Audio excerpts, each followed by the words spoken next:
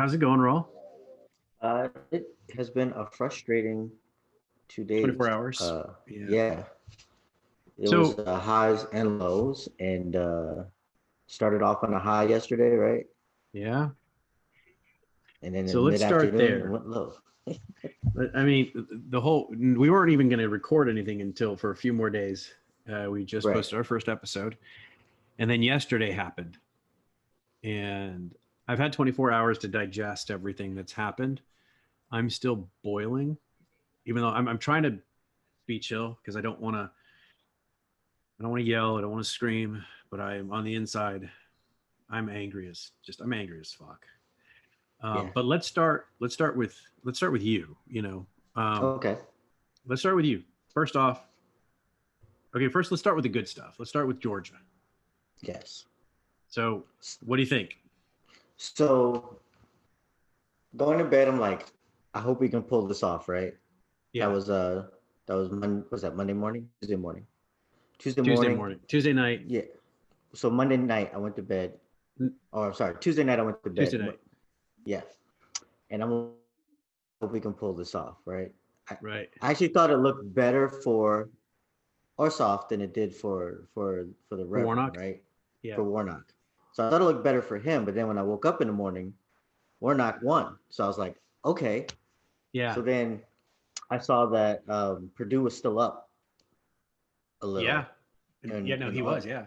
yeah, and so I was like, okay, so it might be close. But then you texted me later on, and you were like, no, I think we got it. I think Arsoff has it. Yep.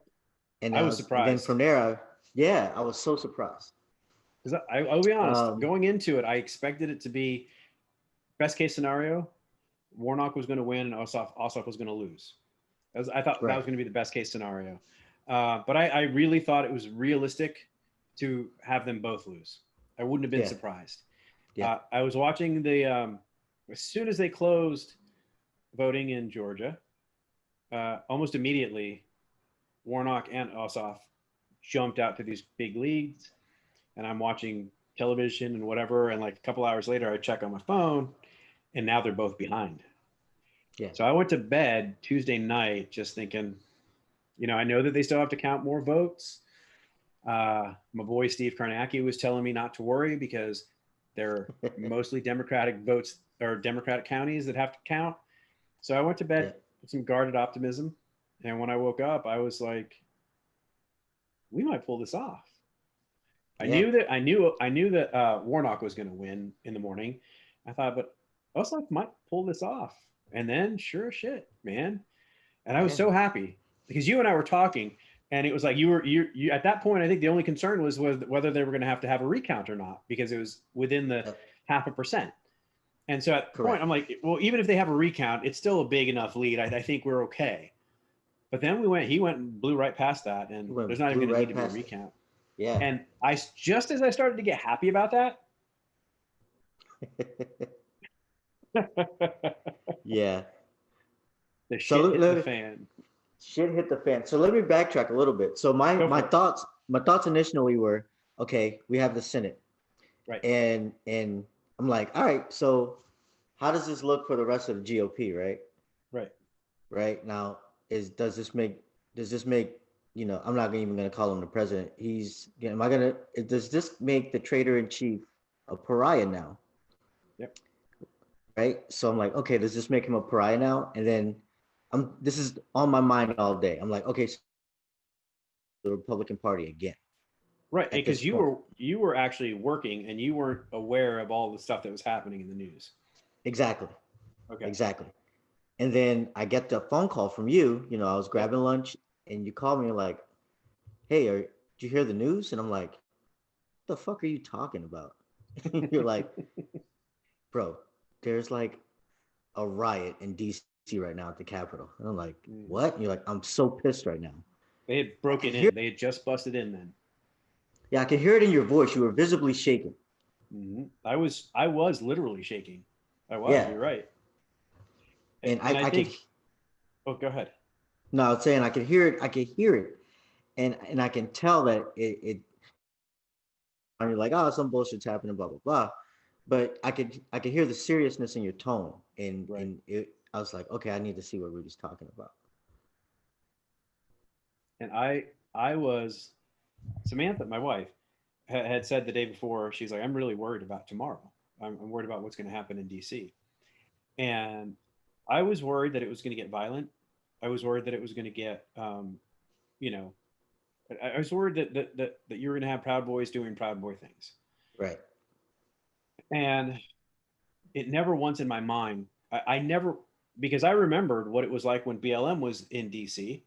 They had the entire National Guard. I mean, I swear to God, it felt like they had all of the United States military there. So I thought, Right. well, I mean, the guys doing their job in Congress are going to be safe. At least, we don't have to worry about that. But I was worried that some silly shit was going to happen.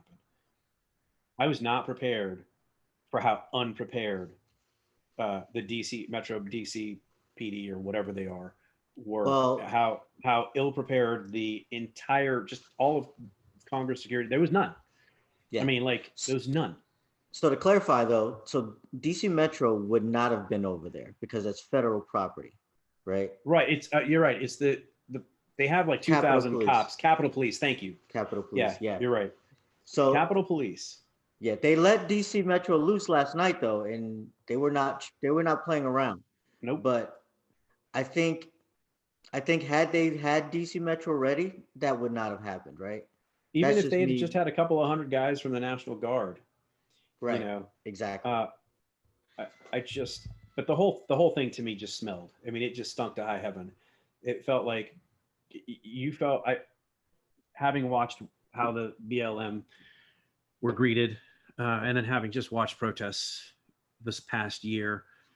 I don't care who you are, and I mean, Yeah. even I'm watching the news, and even the white newscasters are like, they're calling it for what it is.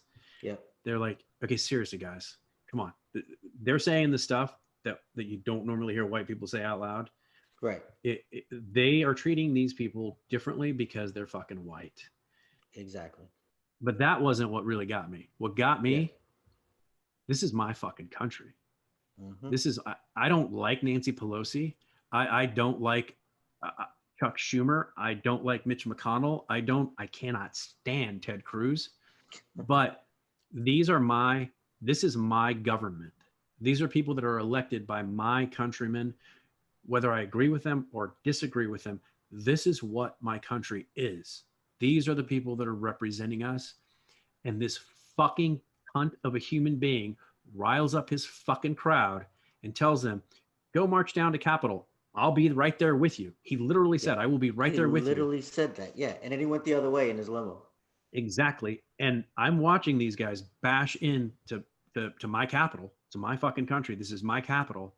And I felt so, the oath we took. Yep. And I felt like I feel like I'm abandoning it because I'm sitting here in Florida doing fuck all. Yeah. I mean, if I was there, I probably would be in prison right now because some of the shit that I would do to some of Yeah. these fuckheads. Yeah. But my blood was boiling. And I kept thinking to myself, we fucking told you. We fucking told We've you. been saying We've this been for telling you for 5 years. fucking years. Yeah. It's like, My so, assistant is a Marine, and he couldn't function yesterday. yeah, He couldn't function. He sat in my office, and we had the news going, and he was just visibly like, I need to be there. I need to yeah, be there that's how because I they're felt. not. Yeah, because they're not doing what they're supposed to be doing right now. Right. You know, and I mean, we can get into all of the abdicating their job bullshit with Ted Yeah. Cruz and Senator Hawley and all these fuck faces. But the fact is, our own countrymen broke into our capital, Hmm. waving the fucking Confederate fucking battle flag, Yep. and in our halls. And all I wanted to do was be there, burn that motherfucking flag, and shove that flagpole up that motherfucker's ass. This did it literally it reminded me like it was just like Hitler and when they assaulted the Reichstag. It's the Yep. same thing. It's the Yeah. same exact The thing. beer hall push. Yep. Yep. And it is. I'm trying not to be as animated as I was last night because I recorded Yeah. another podcast with a friend of mine, and I was angry, man. I mean, I was on fire. Yeah. And here's the deal now. We have 13 more days of this guy being our president. Hopefully less.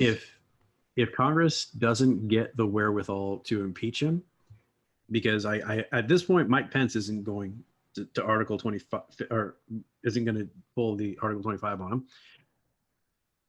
And his cabinet is jumping ship anyway because they're too cowardly to actually do the thing that they should be doing. So they're just like, we're going to quit. I quit. I'm out. You're not heroic. You're a fucking coward. You're a coward. Exactly. And so for me, I keep trying to, and I'm having a really hard time trying to separate looking through the filter of race and just look at what's happening kind of on the field. Yeah. But I keep coming back and I just want to punch somebody because it's like, if these were black kids, we would be treating them so much differently. There would be body bags. There would be a lot of body bags. Lots of body bags. Exactly. And there would be no hesitation throwing around words like terrorists. There would be no problem with calling them insurrectionists, accusing them of sedition. Yep. And yet we let these motherfuckers just walk right on in, take selfies. Some of the goddamn Capitol Police. The Capitol Police with them. Opened doors for them. They opened the doors and let them walk in. They might as well just give them a tour. I swear to God, sometimes it looked like that's what they were doing. Yeah. I will say this. I'm not playing devil's advocate.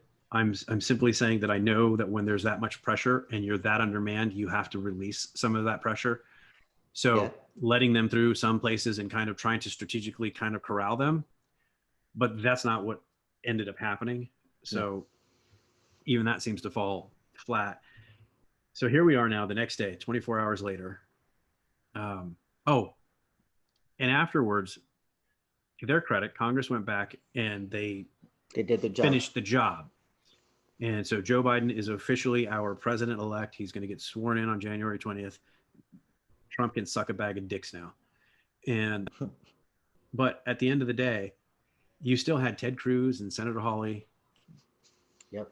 Sitting there. It's like, did you not just watch what happened? There were 7 of them from the Senate and I think like 100 or whatever of them from Congress or from the House. There's a level of just willful ignorance there. It's like, yeah, we saw what happened, but we still have to do our part. That's going to have absolutely no effect on anything. But at least now we can jump through the hoops for this piece of shit, garbage human being whose ego is just, well, run amok. They're trying to pull in his base for when they run for office again. Now, no one likes Ted Cruz. Ted Cruz's family probably doesn't like Ted Cruz. I don't know anyone that likes Ted Cruz. I don't know that he doesn't walk past a mirror and spits at himself. He should. He should. But honestly, at this point, especially like a Josh Hawley, Ted Cruz, these guys should be brought up on charges as well. There's blood on their hands for this. Absolutely. There's blood. Donald Trump Jr. should be brought up on charges. Rudy Giuliani, Nosferatu needs to be brought up on charges. Dude, when he was sitting there calling out for trial by combat, I was sitting there, I'm like, let's go. You and me, let's go. Only one Rudy can survive, and it's only going to be me. I promise you, when it's over, there's only going to be one Rudy standing. It's not going to be that crotchety old fuck. It's like Highlander, but with Rudies. Yep. Dude, I had to change my name on Twitter because I'm like, I can't go by Rudy because he ruined Rudy for everybody. So I go by my proper name now. So it's like, I'm Rudolfo because fucking that asshole ruined Rudy. Nosferatu is using my name. That's right. But at the end of the day, I'm disgusted by the way nobody in Congress is doing what they should be doing. Yep.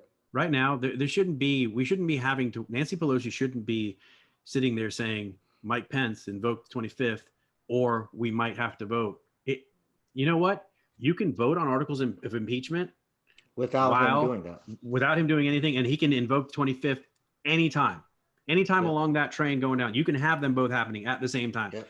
You choosing not to, it's just cowardly. It's just you passing the buck. It's just you saying down the road, well, we told him he had to do this or we were going to do that and he didn't do it. So Time ran out. Sorry. Because that's really what it feels like. It feels like these people who, in the absence of actual courage, they're waiting for the clock to run out. And I don't think they're understanding just how dangerous this man is and the damage he can still do. Right. I do want to shout out Mitch, or not Mitch McConnell. Don't shout him out. Don't ever shout him out. Yeah, never. And I know who you're going to say, and I'm going to have a problem with it, but go for it. My man from Utah. What's his name? Mitt Romney. Me right now. Mitt Romney. That guy. I don't like Mitt Romney, but Mitt Romney has always stood firm, and he always called this fool out for at least the last 4.5 years. He's never toed the line for this guy. Right. This is where you and I are going to disagree. Okay, and we can disagree about that. But he called him by name. No, you're right. He called him by name last night. He's been calling him by name since November. He's been calling him by name since the beginning of 2020. Go ahead. He gets a lot of credit for being the only Republican to vote to impeach, at least in one of the articles of impeachment, not both of them. Not both. He didn't exactly stand up and fight for it. It was a safe thing for him to do because he wasn't going to lose he was not getting voted out. Yeah. Period. And he was never going to become president. Period. He's kind of in a safe position. But if you look at his voting record's right there in lockstep with everyone else who's, sucking on the teat of Donald J. Trump. So for me, I appreciate it. Yeah. I will not call it courageous because there was nothing, it's not courageous when you have nothing to lose. When there's no skin in the game for you, you're not being fucking courageous. Facts. If you know that when you do this, you could piss off a lot of people and it'll affect your livelihood, it'll affect your career, fine. That's courageous. That's ballsy. I can get with that. You're doing the right thing because it's the right thing to do. Doing the right thing because it's safe and you don't have any consequences, that's not quite the same thing. So in that light, I'm going to also go to Mr. Lindsey Graham, who finally found his nuts after 100%. Don't come and say, oh, enough is enough when you've been stoking this fire for the last 4 years. Yeah. You know what I mean? Wait till 13 days when this guy's about to be out of office, and then you start saying, oh, enough is enough. You're not courageous. You're a coward. And you sat in the dark all these years, and then all of a sudden it took your life being threatened to want to come to the light. And you are 100% right. And it's not just even Senator Graham. It is a lot of these guys who suddenly have found a backbone. Mitch McConnell, all those guys. Yeah. And it's cool. We've been telling you this for 4.5 fucking years. Yeah. You've known that this is what the end road was going to be. Yeah. You're not brave. You're not courageous. You're just trying to run out the clock. This is the political equivalent of prevent defense. Yep. You're just trying to make sure that you keep everything in front of you. Don't let anybody get behind you. Don't let anybody score. And if they score, just make sure that they don't score more than what is already insurmountable. Yep. Fuck them. To me, they're all shit. Yeah. But anyway, the other thing I wanted to ask you though is, yes, you're watching this. Yep. And how long have you been a black man in America? I'm gonna say the majority of my life. The majority of your life? 41 years, yeah. So you're watching what happens in DC yesterday, and you're seeing how they're getting treated. And I listen, I've been harassed by the police. I know what racism looks like because of the color of my skin. And even I know that I still get it better than black people do. And probably the same way that that your light-skinned black friends probably get it a little bit better than your darker-skinned black friends do. Yep. And so I'm not going to sit here and pretend. I mean, my blood was boiling. I was ready to, last year watching all of these protests and everybody bitching about property damage and everything. In my heart, I'm sitting there thinking, no, you need to raise all of this shit to the fucking ground and build something equitable for everyone. Yep. And I know that I have it better than you do. So I'm really curious watching that. How did it feel? What was it like inside you? I'm gonna shut up now. So at first my blood was boiling, right? Yeah. Because I'm like, if that was brown and black kids right there, that we'd be getting killed. We'd be killed. We'd Yes. be arrested. We'd be dragged. We'd be beat. We'd be tear gassed. We'd be hosed. All these things, right? But then there was a part of me that laughed, right? Why is that? What? Because, well, you got white people fighting white people in the middle of the street, right? And if I'm being honest, it's pretty fun to watch white people tear some shit up. Just because they always make us seem like the animals, right? Right. But there's a difference. For one, they're calling it a revolution, but a true revolution is you're trying to make things better for everyone, Correct. right? You're trying to change the system for the better of everyone. Right. These people these people are being selfish. It's a coup. First of all, it's a coup. A coup is when you're doing something for an individual and you want to change a head of state, and that's what they were doing, which is Yeah. a crime, right? Yes. So, but again, I digress. I just thought it was funny because first of all, they're getting tased and beat up and all this stuff. Well, later in that night, but they were so surprised that it was happening to them. You saw the woman. I forget what magazine it was in, but she was surprised that they were doing it to them because she said, Yeah, "quote They're supposed to do this to BLM, not to patriots." It, yeah, yeah. that The is the delusion, epitome of the white privilege right delusion. there. Yeah, it's Yeah. white privilege. Is delusional, and they feel like they're fighting for this friggin' orange troll, and he's got these people riled up, thinking that they're doing something great for the greater good of this country, but it's only for him. And that's the thing they don't understand. He genuinely doesn't give a fuck about Yeah, any of them. I any mean, of them. none of them. If you're a woman, unless he can fuck you, Hmm. he doesn't care. He If you're a doesn't care. man, unless you're a rich man who's an alpha or can get him something, he Yep, doesn't care. he doesn't care. I mean, and he has said things about these people, about his supporters, that would lend anybody with any common sense know that okay, he thinks we're vile, we're beneath him. He wouldn't hang out with any of them. I promise you. No, You know, absolutely not. he's just using them. I mean, and they're giving him their money, they're giving him their time, they're giving him their devotion. They're ruining my country for him, Yep, and it just yeah. I yep. really wanted to do this though because I wanted to check in on you. I wanted to make sure you were okay. I know I'm I'm a little bit I don't like living in a small town in the South Yeah. looking the way that I do, but because of the hurricane, there's a lot more people who look like I do rebuilding and doing all the construction. Yes. Yeah. So I'm okay with people assuming that I'm a construction worker and just leaving me the fuck alone. But I also know that, my mom works in downtown LA Yeah. and they were going nuts down there last night. There were Proud Boys that were doing some damage and I was worried about her and Yeah. she was worried about her.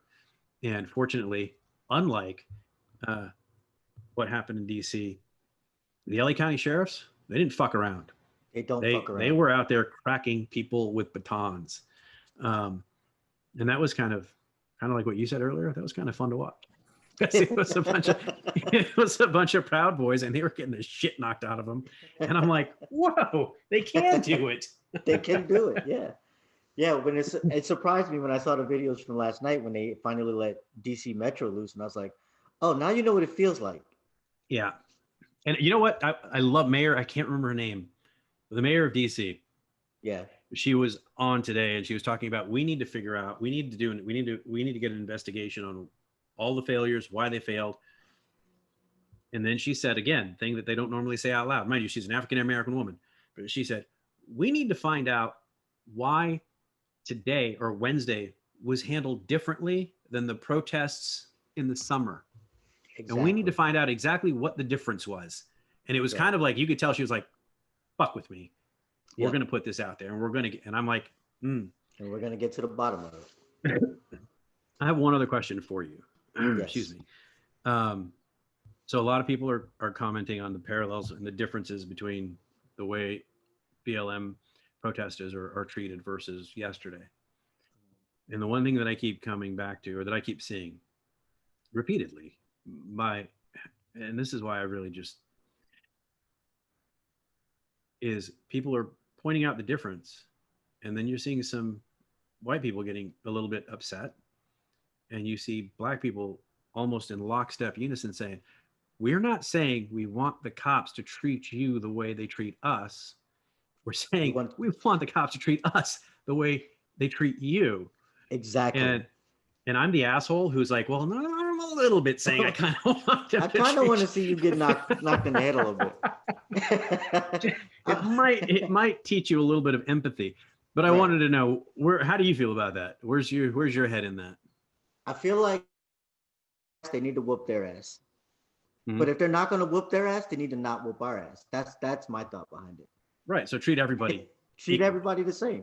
If we whoop an ass, then whoop ass. Right. If that's what we're doing, do it to everybody. Right. And you know what? I think if it was like that, if it was equitable across the board, would be no problem. Wouldn't be, because what you would see is excuse me. Ugh, sorry, I just had dinner. Nice. You'd see a lot more white people at BLM marches. And for the record, there are a lot of white people that show up at these BLM marches. And I will say this too. You know, people rip on millennials and people rip on kids. They're the ones that are showing up. They're the ones that are putting their asses out there. You know, they're the one, because I was watching some of the clips from BLM protests earlier in the day, where the cops were just dropping and just hammering people. And a lot of the people they were beating up on were little white kids. I say little white kids. They're, you know, probably in their early 20s or whatever. Yeah. But just like when I was growing up and we were, you know, we were dealing with like apartheid going out in South Africa, and we were marching in the streets. It was my generation. And the boomers were sitting at home bitching about us, you know. So I will say my belief, and I really do believe this, is that you have another couple of generations to go where if we do this right, we can get this thing turned around. And then if I have a problem with you, it's not going to be because of the color of your skin. If you have a problem with me, it's not going to be because of the color of my skin. It's going to be because there's a problem and we need to figure out what it is and fix it. And you're going to be able to go down the street and, you know, maybe you're not, but your great grandkids will be able to, you know, live in a country where they can live right next door to somebody who isn't going to call the cops on them just because, you know, they're black. Exactly. At least that, I mean, and if you think about it, if you go backwards, right. And if you go back, if you work your way backwards, I mean, look at your dad and the shit that he had to grow up with. Look at his dad and the shit his dad had to grow up with. And it's just kind of progressively gotten better. So I'm optimistic. I probably won't live to see it. But we could dream, right? Right. Especially for you, because you got kids, you know. I do. And yeah, I have kids and they have huge aspirations. My daughter is like, I like to think that I'm fairly revolutionary minded, where not like I want to go out and burn down the system and all that stuff. Right. But my daughter has that in her, where she is like, she organized a Black Lives Matter march here this past summer. Right. And she was, you know, she wasn't even 18 yet. Nice. And you know what I mean? So that's got to scare the shit out of you. Yeah. So exactly. And I had to go. I was like, all right, you're not doing this by yourself. I have to be there. Right. Just in case. Right. Yeah. But so yeah, I want to protect them and I want them to be able to see the world at the same time. But, you know, I'm hoping that, you know, there's a better future, like you said, for my kids and for their kids. Because I'll tell you what, I love that your kid's already out there trying to make the world better and change the world. Yeah, because it's her world, whether you like it or not. You know, you're at the point now where you're just kind of holding it steady to hand it off to her, and it's her world now, and she's going to do what she's going to do with it. And it sounds like she's already off on the right track. I love that. Yeah, she's anytime there's something, she's out there marching. She's got signs. I still have signs in my trunk that say Black Lives Matter. Nice. I should put one out in my yard. All the rednecks out here would lose their minds. They'd probably burn my house down. I gotta say, brother. Hold on. Sorry. Driving around today, after yesterday, there are a lot of Trump flags that are missing. That's the best. I love that. I think we're going to leave it at that. Also, did you like the shirt? I love it. It's a song. I'll send you the song. It's by send me this the guy, song. Dave Haas. He's amazing. And he wrote it just about this dirty fucker right here. So my Dirty wife ass doesn't let fuck. me wear this out in public. So I Ah. figure I wear it for this because I'm going to throw this up on YouTube. Man, our country. What are we going to Yeah. do? Shout out the Simpsons too, man. I don't know That who's was writing fucking over. hilarious. Yes. That's right. They have a Dude, crystal ball or something. I don't know what the they hell's do. going on over They do. They can see all of our bullshit coming. God damn. there. All right, brother. I'll talk to you later. All right, bro. Love you. All right. Love you, man. Deuces.